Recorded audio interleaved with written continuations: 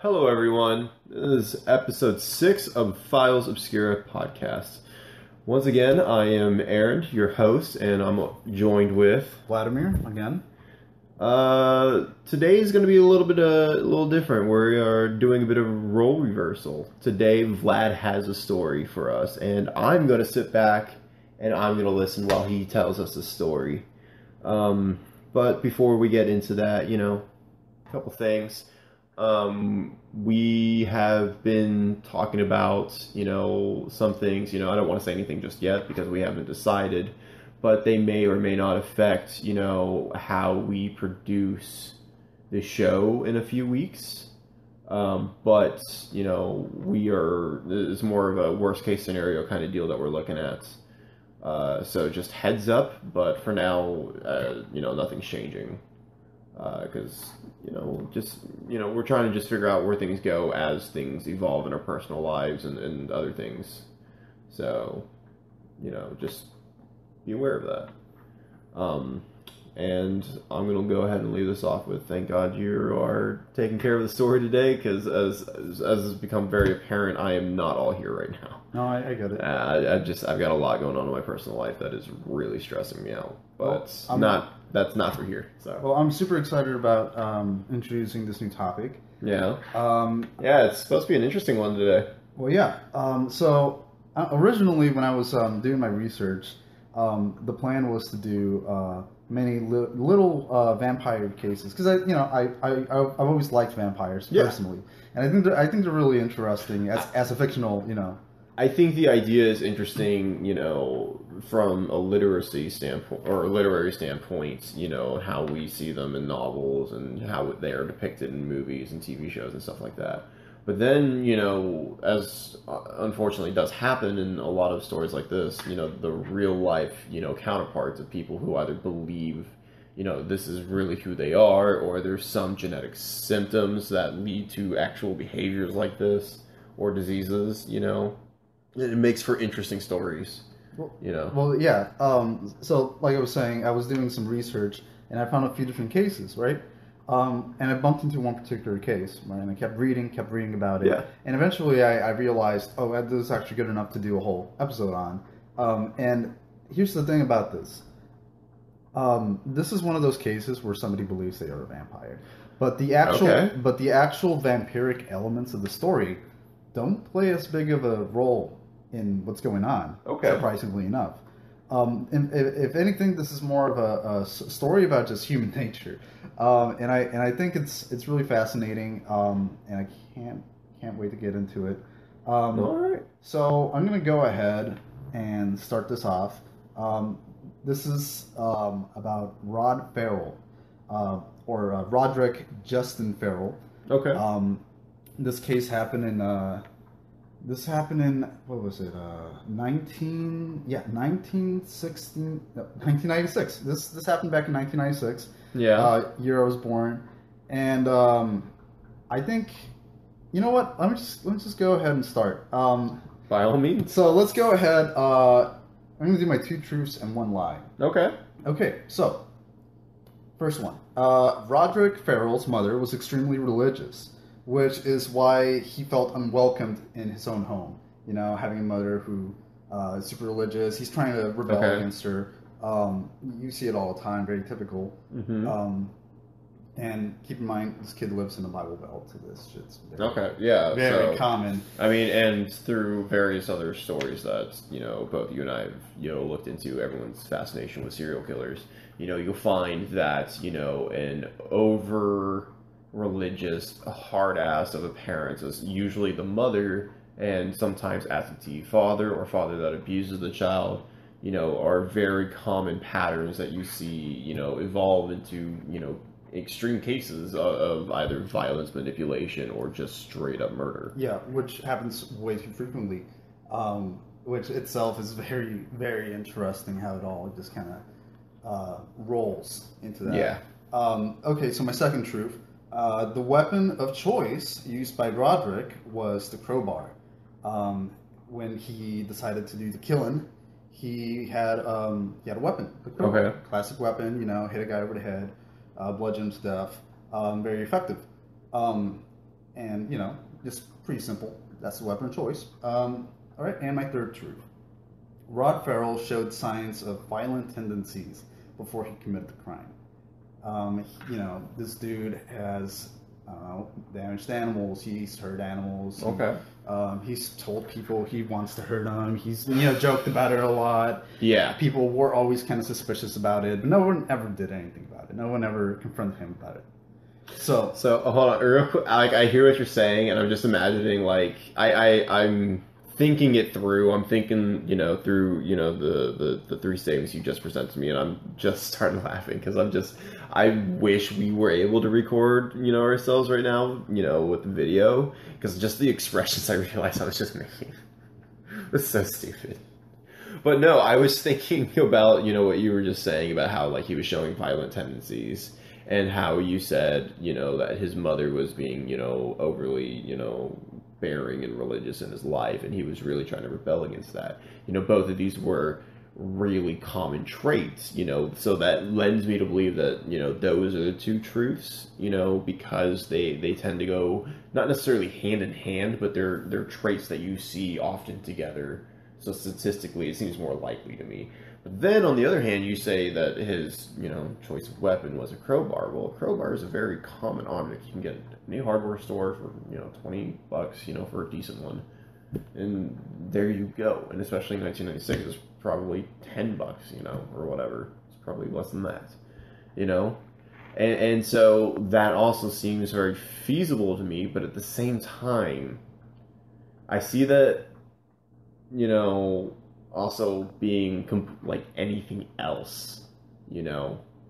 But then, you know, I mean, like, he could easily just as use a knife or a gun or a rope, you know. He could use anything else, even drugs. Drugs are sometimes easier to use. But then I'm thinking, how great of a story would that be if he had somewhat of a more normal childhood and he just snapped one day, or it was just like something that was building behind the scenes. And it's like he never hurt any animals. He never really hurt anybody. It's just at some point it changed and nobody saw it. So, like, part of me wants that to be the case. I'm so glad I picked these because each one of these is equally feasible. Exactly. Like, I for real believe the first one. I don't have any doubts in my mind about that one. I can see that one happening. I want to say, like, I want this to be an interesting story, and the third one not being the truth, but my heart's telling me it's the second one. I don't think he used the crowbar. All right, so your lie is the second one. That's what you think it is. I think it's the second one. All right, well, let's get started. All right. Because we're going to find out pretty soon which one it is. All right, so Roderrick Justin Ferrell was born March 28th, 1980. You know, a small town, Murray, Kentucky. And he was raised by his mother, Sandra Gibson. She was only 17 years old when she had him. His father actually joined the military and left them completely, and he would very rarely see his dad at all. Basically, absentee fathers. Yep. Basically, you know, they separated, and she was a single mother having to take care of him. Now here's when you find out which one you got wrong, because it turns out she was not religious at all. Really? In fact, she was very much... Wow. Yeah, she was very much into the vampiric stuff before her son was. Really? So she was the bigger influence on him. Exactly. She was actually, fun fact, she was actually a prostitute. And just like Manson's mom. Yep. Yeah. So this was a case where the mom was kind of an influence on her son. And I'm going to get into this a little more, like what I think about it. But yeah, like I said, she was a prostitute. She was a dancer at a strip club. That's how she got her money. That's how she would make money.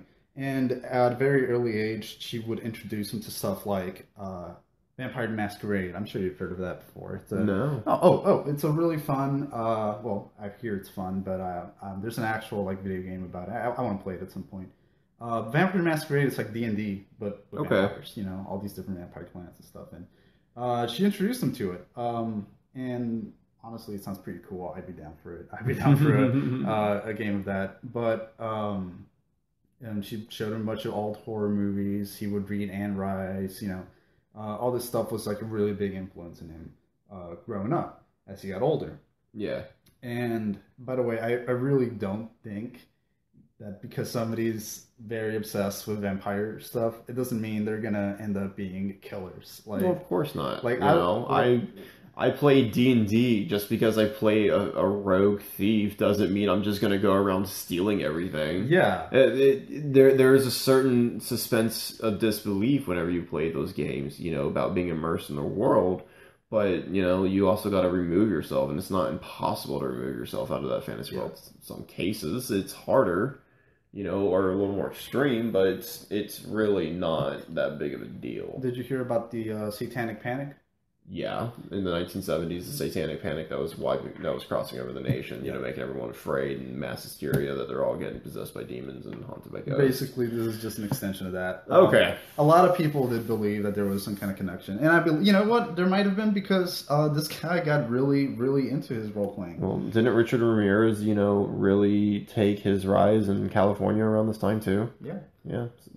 But I do think there was a bit of fear where it's like, oh, obviously it was role-playing games. And I think there's a little more to it than just that. Like maybe, what are you saying?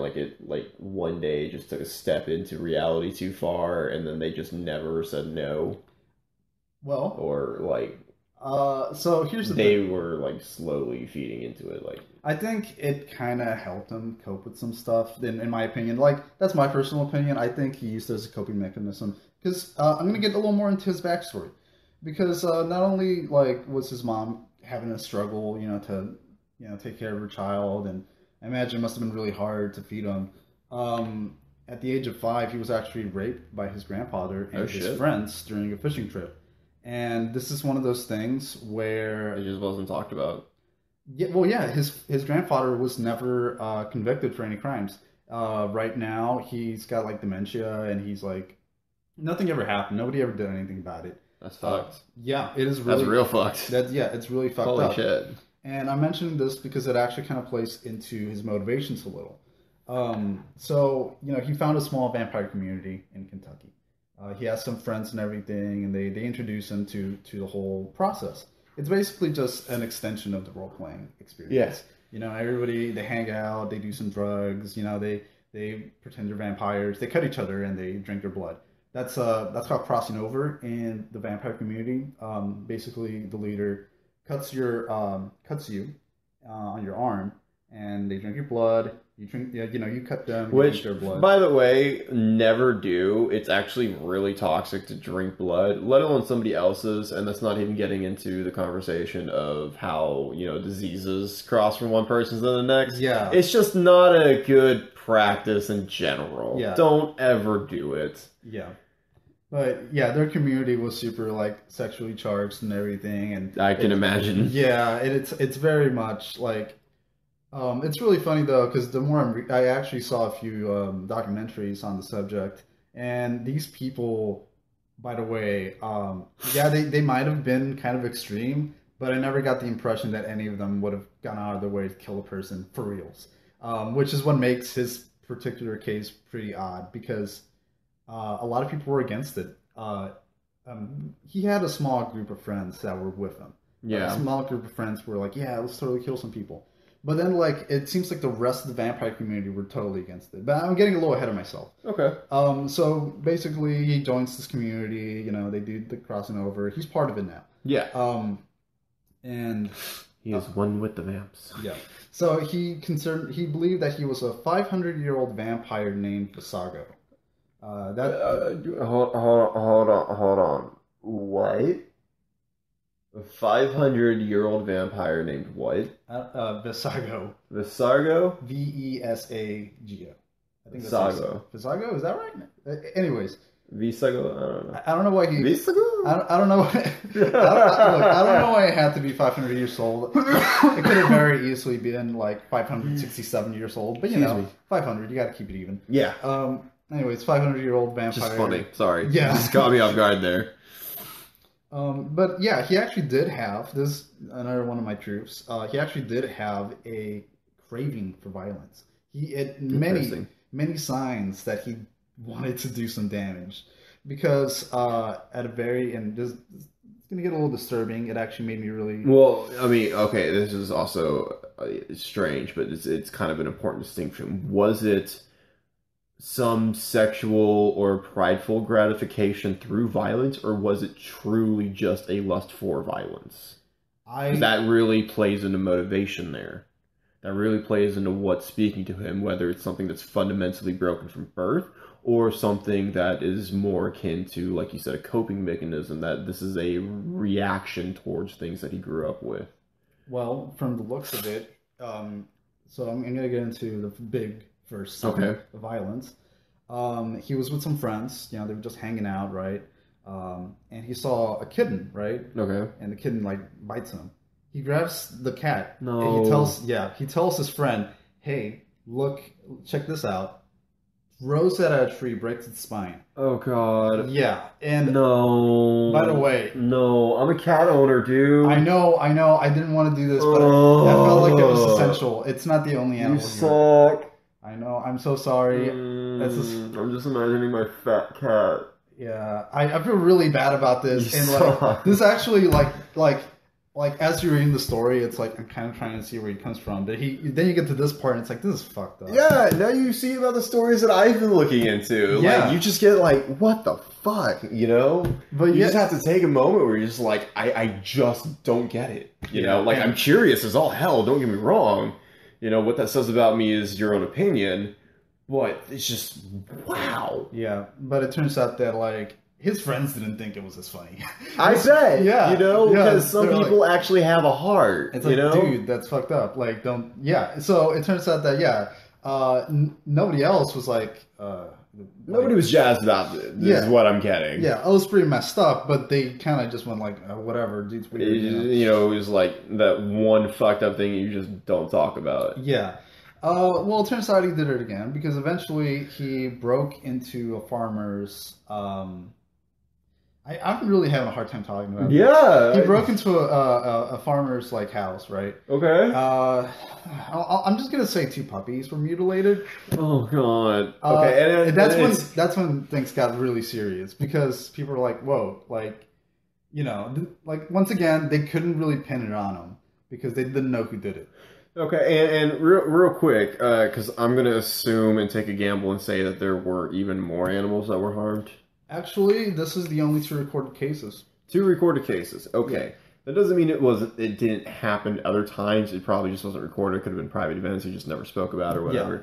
But because this bears into things I've researched in my free time, towards more like criminology and psychology subjects. There was an idea that floated around, but isn't really supported. I don't know why I struggled there for that word. It's not really supported by, mainstream psychologists and forensic psychologists. It's called the McDonald Triangle. And this was named after a researcher who wanted to look into, possible common traits and look at correlations and criminal behavior of violent offenders and see what, if a conclusion could be drawn from, the data. Mm-hmm. And from the data, he noticed 3 very common traits, that were signals of, this kind of behavior. Bedwetting was one of them. Extreme violent behavior against, animals or, inferior beings, if you can think of that mindset. And I believe the third one was a sense of extreme narcissism, and at least having one of those 3 for a long time, actually, when this first came out, kind of subjected you, in the mental or social stigmas, kind of cemented you as being, you're predestined to, be fucked up, and it fucked up a lot of people, but it wasn't really a big deal because, how often does psychology really, and when news about psychology, when that breaks out, how often does that really make a fundamental change in society? Not often. Yeah. It can be used to influence people for sure, but this was more of a case of people took a story, skimmed it, didn't really read the details, and moved on, because McDonald did go in through his notes and said that he wasn't even sure that this was any conclusive information towards having or being predetermined to have violent tendencies. It was just it was just an interesting, correlation, but correlation does not equal causation. Of course. Always important to understand. When you look at, data trends, just because they are that way doesn't mean that they necessarily have, commonality between them. Yeah. That was just something that yes. was found. So, is there truth to it? Maybe. I'm just saying currently we don't have information that truly supports it all the way, Yeah. So I also want to add that doing all this stuff, like, this guy was like 16 years old. Fuck. He's very young. Very, very young. Ooh. Yeah. So, let me keep going. So, at this point, like, a lot of people were like, that's fucked up. That we don't want to hang out with you. He was starting to get a little, like the majority of, like, the vampiric groups weren't totally with him, but he still had a few friends. So I'm going to get into this a little more. He started dating this girl named Heather, I think it was Wendorf. Yeah, Wendorf. Heather Wendorf, right? Okay. And she was from Florida, Eustis, Florida. That's where her family lived. And they would talk a lot, and they, like I said, they started dating and everything. Yeah. Now here's where you can kind of see the connections. Wendorf actually told Rod that she was being sexually abused by the father, right? And that her mother knew, but she would never do anything about it. Didn't do shit. Yeah. That was a lie. That never happened. Now here's where things get a little muddied, because whenever she was caught and everything, she told the police that she didn't know that Rod was going to kill her parents. And by the way, she was let go. I know I'm getting a little ahead of myself, but I think it's very important to state that this was a lie, because it's very possible, and she still hasn't been convicted of anything, but it's very possible that she knew her parents were going to die. And did nothing about it. But according to her, from her own words, she didn't know, even though all the evidence seems to point that she does. So this is, like I said, it's pretty messed up. She used Rod's experiences, potentially, to kill her parents and fuel his anger. Wow, that's cold. I can't even compare to that. Yeah, but like I said, as long as as far as the law is as far as the law is involved, like she's not guilty. She's not, because like the way things played out, like they can't go back. Yeah, it's pretty messed up. But let me keep going with the story. Yeah. So anyways, Rod had this idea where he wanted to move to Louisiana. He wanted to move his whole commune of his small group of vampires to Louisiana. Not, by the way, that's not all of them. That's just a few of them. Yeah. And he had, I believe originally. Oh, okay, so it's we have Rod Ferrell, Heather Wendorf, Charity Kesey, Scott Anderson, and Dana Cooper. And that's pretty much his group. There was another kid, but he wasn't really, he didn't really make it to like the trip or anything. I think his mom like actually took him to some therapy, and he ended up actually like dodging a bullet. Ooh, good for him. Yeah. But that's not too big of a story, so I didn't really write down his name. Right. But I just think it's interesting that there was somebody who managed to escape that whole thing. Yeah, who's like got a real close call. Yeah. So, anyways, they took a trip to Eustis, Florida, to pick up Heather. And when they stopped by, the idea was that they're going to go in there, steal some stuff, money and jewelry or whatever. Yeah. And also get their Ford Explorer because, well, they wanted a better ride, maybe more space. So they get to Eustis, Florida. It's middle of the night and everything, so everyone's asleep. Heather she goes downstairs. Was it 2-story? Anyway, she heads out and she gets in the car and everything. And then we have Scott and Roderrick. They decide to head into the garage, get some stuff. That's when he picks up the crowbar, right? Because he's planning on going inside the house, and he figures I'm going to need some protection in case something goes wrong. Fair enough, I understand. He picks up the crowbar. So he goes inside and everything, expecting everyone to be asleep. He's right to a certain degree because the father is asleep. He's sleeping on the couch. So he takes this opportunity, infuriated, thinking this guy's a rapist, hits him and over the head to kill him. Noticing he's still alive, impales him in the chest with the end of the crowbar. Yeah. And then Holy shit. Yeah, him and Scott start dancing around the body. Yeah. So that happens. They start dancing around the body. Yes. Why? I don't know. In one of the interviews they had with him, he's like, I don't know why I did it. I just thought it'd be fun. So he's like playful youthfulness or whatever. That's just to fuck you. Yeah. So what happens is he's over here, and then the mother was taking a shower during all this. So she's with her bathrobe, holding a hot cup of coffee. She heads to the living room, and she sees the kids, and she's like, "What are you guys doing?" So here's the funny thing. Roderrick actually tells her to go out, to head out, to run. He actually doesn't want to hurt the mom. He originally didn't plan on hurting her, right? Really? Uh-huh. And then she obviously throws a hot cup of coffee at him. He gets infuriated, kills her, hits her over the head. And that's when he has blood in his hands. So he actually kills both of them. Scott doesn't. Scott's not involved in any of the murders, but he was there while this was all happening. Yeah, he witnessed it. So they start stealing some stuff. They get the pearls. They get the car keys.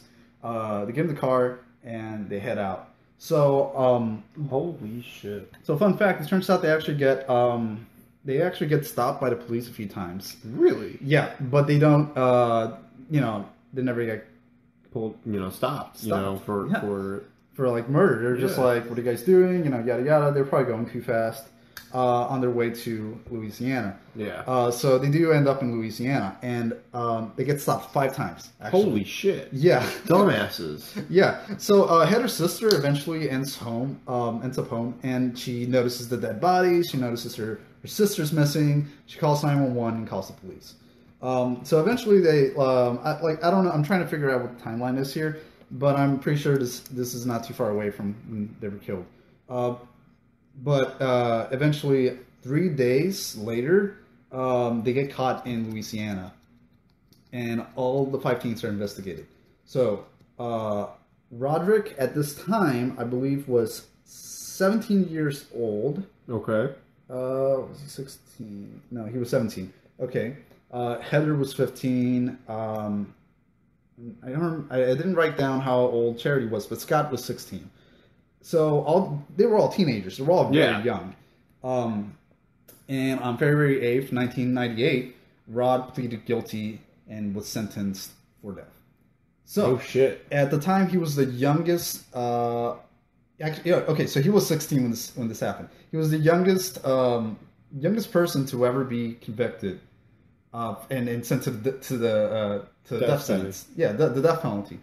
Now here's when things get a little interesting.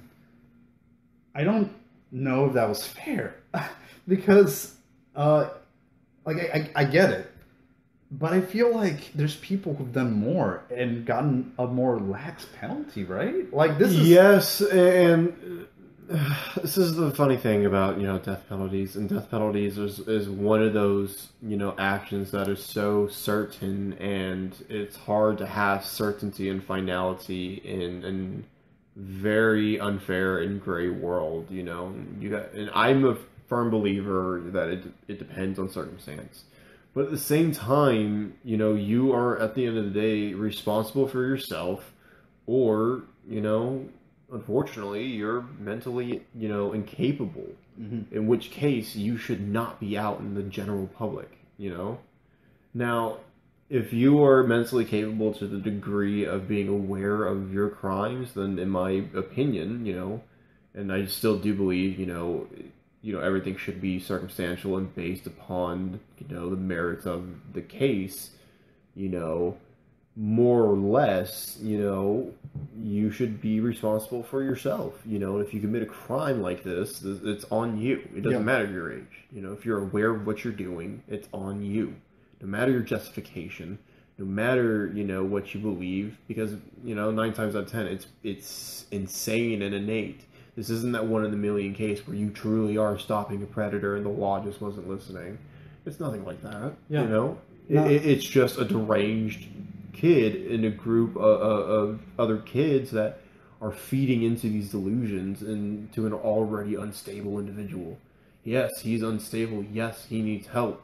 But at the same time, he's still aware and chose to do what he did. He premeditated it. He planned it out, or at least to some degree, planned it out.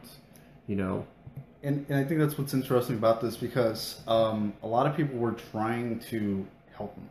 A lot of people were telling him, hey, you could plead for insanity or something. You could, like there's a lot of stuff. I would imagine, youngest reported case for the death penalty in this, the United States or just the state of Louisiana? This is the United States.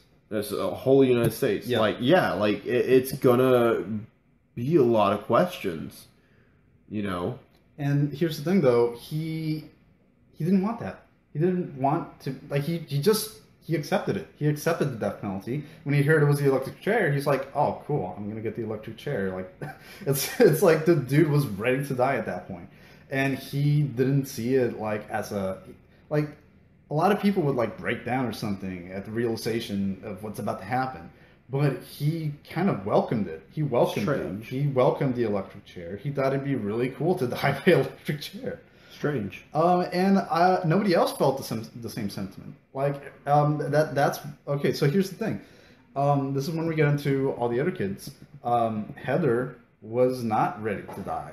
Heather wanted to live. So whether she was right or wrong about it, she defended herself and she was let go. She never got she didn't go to jail or anything, because as far as the judge knew, she was innocent. Yeah, they could not, beyond a reasonable doubt, hold her, responsible for the charges. Yeah. That's how that's supposed to work. Yep. And Scott, I believe what happened was he was going to get life in prison, but it was later reduced to 40 years since he was, he didn't actually commit the murders. Yeah. And let's see, Dana got 17.5 years in prison, and Charity. Okay, so this is the part where some stuff. My research was kind of hard. It happens sometimes. Like, a lot of the information was scattered, but Charity was convicted of 2 counts of third-degree murder. What? Yeah, robbery with a gun or deadly weapon. And this information, by the way, I only found on one website, so I don't know. Like, take it with your grain of salt. But it does seem like she did get she did go to prison for 10.5 years. So that's something. So obviously she did something. Yeah. So that was interesting. But anyways, Heather was let go. Scott got 40 years, and Rod was gonna get the death penalty. But here's the thing: like I said, at the time he was the youngest person, and at the time, let's see, it says 226 juvenile offenders were on death row, and another 22 had been executed on the previous 30 years. So this has been happening for a while. Yeah. A lot of kids, a lot of teenagers were already died, already were already serving their time and everything. Yeah, it was a different world back then. And by the Supreme Court, all right, so it was outlawed in 2016. 2016, that's when they were like, all right, can't do this anymore. What was it? Yeah. So, something else that happened was they also did kind of change the law before then. So, Roderick's life penalty was changed. Oh, sorry, death penalty was changed to life in prison. Okay. Yeah, it was completely changed. And his mom, Sandra Gibson, was basically kicked out of the town because the community was like, your son did what? You were what? Also, keep in mind, at a certain point in her life, and this is, like I said, this is more information that I've been having a hard time figuring out. But what we do know is that she solicited a 14-year-old boy for sex during vampire initiation rite. I don't know. Oh, shit. Like, yeah. I don't know how old she was when this all happened, but apparently she got in trouble for it. So God damn. she was old enough to know better. Yeah. Yeah. So Jesus Christ. No yeah. wonder he was such a bad influence. Oh, absolutely. I was almost ready to defend the mom until I found out about that, and I'm like, wait, yeah, what am I supposed? Like, no, she was fucked up. She was messed up. She wasn't a good influence on her son, obviously. So a lot of time's passed. He's been in jail for a while. He's been incarcerated. And in November 2019, he actually issued an apology. This is very recently, an apology to the Wendorf family.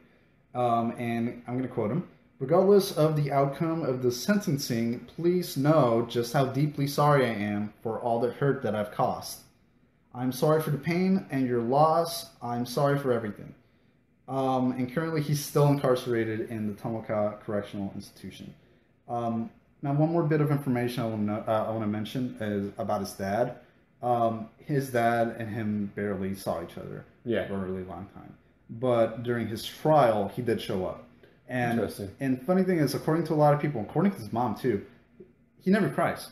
Roderick's never cried before until his dad came over. And here's the thing, his dad never even called him by his name. He never acknowledged him as a person, basically. Yeah. He was just he was the boy. And that was the only time he's ever shown any kind of sadness, emotion. Because he didn't show any sadness when it was oh, you're going to get the death penalty. He didn't show any sadness because he felt guilt or anything. He showed sadness because his father was not there for him. His father was not accepting of him. His father was disappointed. Yeah. And it kind of really tells you a lot about his psyche, about maybe the issues that might have been going on in his life that could have led to him just not having any sympathy for anyone or anything, or even himself, really. He obviously didn't, he's a different person now than he was before that. He obviously has regrets what he did, but at the time, he didn't regret anything. At the time, he obviously he was okay with getting the death penalty. He didn't want any help. He didn't care. He didn't care. And that's basically the whole story right now. It's really sad. And I'm sorry, it's not really super exciting when you hear oh, vampire story, but it is. It tells you. I don't know. I learned a lot about. I guess right. It got me thinking about just kids and at 16 years old. Yeah, you're right. He did know what he was doing. He meditated on it, obviously, to a certain degree. But nowadays, I think he would have been treated a little differently. I think a little bit, probably. Yeah. We do have a changing opinion, in court of public opinion. Yeah, and towards certain topics like this. And since then, he has been getting some help. He's been, there have been doctors who've been trying to help him cope with maybe his past. Apparently they tried taking him to confront the people who sexually assaulted him when he was 5, but he couldn't do it. He just couldn't.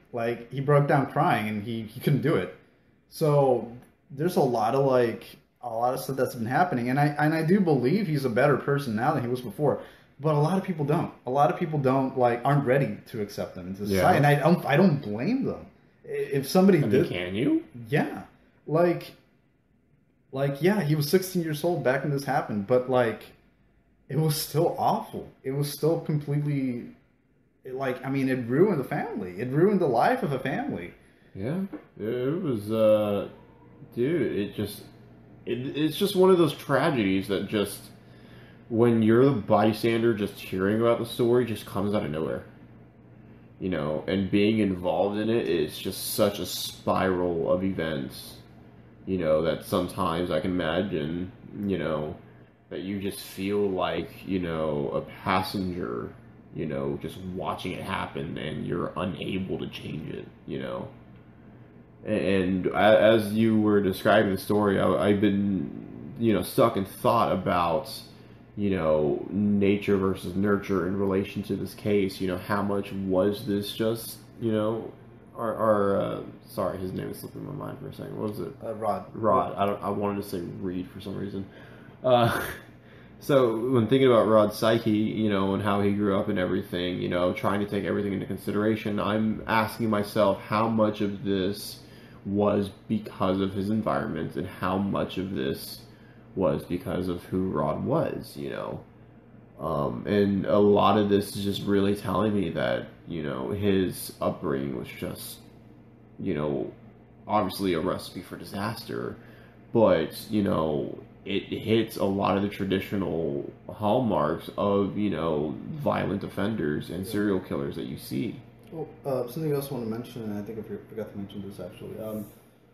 His relationship with his mother, he loved his mother. This is something I think is very important to mention. He didn't really hate her. Like, a lot of people described it as love-hate. Yeah. And I'm sure it was a bit of that. But in some of his writings, he would write about how, like, I hate her when she's mad, but in all reality, I love her. Like, he loves his mom. He actually does. He cares about her. And his mom cares about him, too. Even after he was incarcerated, she would still visit him very often. And, like, that, obviously, it wasn't because, like, his mom hated him. Yeah. Because there was obviously care, and you can tell his mom cared about him. But I don't think there was enough being done about his health, about his mental health, about his, like... Well, and unfortunately, sometimes it happens. Yeah. You know, people slip through the cracks. You know, unfortunately, the system can't get everybody. You know, that's why I don't ever, you know, out of the gate assume certain, you know, criminals are necessarily at fault, because then I ask myself, well, I mean, yes, they are, of course, at fault, but I ask myself, you know, is this a product of their environment sometimes, you know? And sometimes the answer is yes, you know, and it just forces you to ask those questions, you know, what can you do to avoid this? You know, what steps can a community take to avoid this? How do we recognize these behaviors in our own family? What are the steps that we can do to fix that? And whenever they're not available to everyone, say due to economic reasons, like because you're a single mom, or because, you know, there's a pandemic going on and you just can't make ends meet, you know, like there's always going to be restrictions in somebody's life that varies from one person to the next, but there's always going to be something there. Some people got it worse, some people got it better. You know, so it invites conversation of what can we do to help the community, you know, so that way we can spread the chance of, you know, possibly helping individuals like this, you know, so we can avoid these kind of disasters and tragedies in people's lives. You know, I don't believe we're ever going to completely stop, you know, the events. I just think that if we don't take, you know, a critical step forward now, there's always going to be, you know, what can happen next. Yeah, and I it also kind of sucks because I can't, in the current, like, imagining the culture of Kentucky at this point in time, he probably wouldn't have gotten a lot of help. Not a lot of people would have wanted to help him. And he was an outcast. He really was. And obviously the other people in his vampiric community weren't helping. Yeah. And his mom was not doing enough for him, which I imagine must have also been really hard to find any help. I mean, granted, yeah. Yeah, and who knows? Like, this is the Bible Belt. Like, oh, a vampire kid? Like, let's just pray it away. Pray. Yeah, it's just a complete rejection of understanding what's the core issue here. Yeah. You know? And like I said, sometimes it's unfortunate to see, but it happens. It's reality. It's, you know, our culture, and it's retarded. It's stupid. You know, I can say from my personal examples, you know, growing up, you know, we moved around a lot. My dad was in the Army, you know, up until about 7, whenever we moved down here. When my dad, you know, he worked for, you know, a few companies. My dad's solar software technician. And he manages, you know, a lot of programs that he, you know, learns, and then he, therefore, in some instances, he'll teach other people how to use it, or he'll learn how to apply it, you know, per contract that he's working on, or at least he'll oversee it, or a part of it, and he'll be able to maintain it as, you know, the project goes on for X amount of months. You know, that's what he does now. But growing up, we didn't always have the opportunities to, like, just go to, you know, the psychologist all the time. My dad often did, you know, pay for a lot of money, and unfortunately at the time, I didn't really, you know, appreciate what he was trying to do. You know, I rejected almost everything that was going on. But, you know, early on especially, it was hard finding, you know, people that could help, on the other side of that, because I didn't always have consistent, therapists growing up, because it was very obvious there were underlying issues. We just didn't know what they were, So, and it's not like, I could afford to see the same shrink, for 5 years straight. They would get a good understanding of what's going on, but, it just didn't work out that way. So when we talk about cases like this with Rod, I just feel like he, it's a worst case scenario. What happens when just nothing is there for you, You do what you can, and in his mind coped, I guess, in the way it felt it best could. Yeah. Do you think a 40-year-old, because he's about 40 now, yeah, 40-year-old Rod, you think he should be let back out into society? I'm going to be honest, I don't know. Because, like I said, I personally believe everything is always circumstantial. It's case by case. And with everything I hear about this, I mean, yes, there is the argument of it happened when he was so young. He was tried whenever he was 16. Most of his life has been spent in jail, in incarceration. So, is it fair to compare the person he is now to the person he was then, especially being so young? But at the same time, we can never forget, what he did. So God, if you ask me personally, I would say no. But a lot of that comes from me feeling like I don't have enough adequate information to say if it should be the other way. But for now, I say no. Yeah. But I also don't feel like this is really my question to answer in the grand scheme of things. So, just saying, right. But that's my 2 cents on it. Yeah, and I'm honestly having a hard time deciding too, because it is, and I'm sure he's gotten a lot of help since then. I'm sure, we know he's gotten a lot of help. Yeah, it's documented here that there's doctors trying to help him, people trying to help him cope with his past. Yeah, and he's if you see the interviews, after he did the crime when he was still young, he shows no sympathy. If you see current interviews now, a lot of people, I've seen a lot of people in the comment section be like, "Oh, this guy's not showing any emotion or anything." I think he's coped with the past. I'm sure he's come to terms with it. Yeah, I don't think it's that he doesn't feel bad about it. I think he does, but I think for an interview, you got to keep yourself, well, it's also it's happened so long ago. It's left its mark. Yeah. It's there. It's familiar at this point. Yeah. It's a fact he knows, and it will never be erased, So there does come a certain what's the word I'm looking for? A certain desensitization towards it, because it is so familiar, because it is something that is so stuck with you, But yeah, like you said, there's so much, that you could debate back and forth with this kind of story, about his psychology, the way he influenced his friends, about the events that happened, with him being so young, the motivations behind it. There's all kinds of good conversation here about, what, we could do and what we should do, with a lot of events like this. But I'm not going to sit here and say I have the answers. That's not me, I know my place. I'm with you right there. I don't make the laws, but this is a very interesting case, and I'm glad I brought it up. I am too. Yeah, it's not very supernatural as you might have imagined. No, but it's definitely a story that's out there, because I personally never heard of this one before, really. And so to hear about it, because when I hear vampire, and I think real life vampires and stuff like that. Unfortunately, the first and really only person that comes to mind is Richard Ramirez, but he's not really a vampire, So it's just, it's hard to, think of that actually, applying in real life to some context. Yeah. And, just hearing the characteristics of this case, it really just shows you a lot of what people, think about. Because, I think it's at least fair to say, in some extent, a lot of this was also cult-like behavior, and like we've talked about, that can be like an echo chamber, and it's just constantly reinforcing the same negative habits and ideas and stereotypes. And if you're already predisposed, to that kind of, stimulus. When you're in an echo chamber like that, just feeding yourself, you're just going to go off at some point. It's not a matter of if, it's a matter of when. He had his small group of friends, that were with him during this whole thing.